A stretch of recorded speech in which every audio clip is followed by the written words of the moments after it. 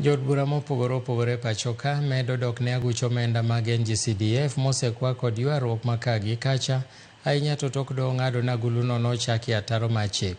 Kolos e skund secondary ma Umoja, jaod bura ma Dagoretti South John Kiarie wacho na agulu mar NG-CDF osekonyo kelo dongruok maromre e gwenge mopogore opogore pachoka.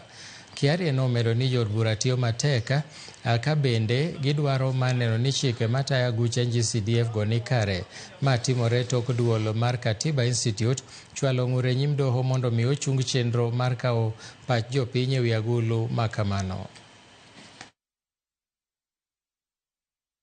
I would want it to be anchored in the constitution because it has been used as an item for campaigns. Now we know that the campaigns are coming in 2027 and there are some people who have no other idea.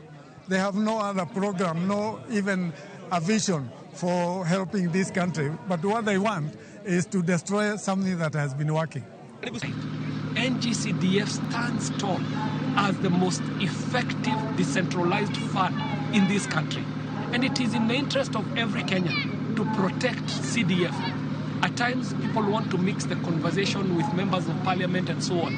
But even in its constitution today, the NG-CDF Act is very clear that the role of the member of parliament is in for mobilizing for funds, that is by championing and lobbying in parliament, and then ultimately oversight. Tunaweza sema iendelee kwa sababu tukiondoa mambo ingine ile kitu wanatuambia leo, kesho wanaweza kutuambia wameondoa ndio wafix hiyo ingine tena yote iende. Kwa hivyo tunaweza sema CDF iendelee.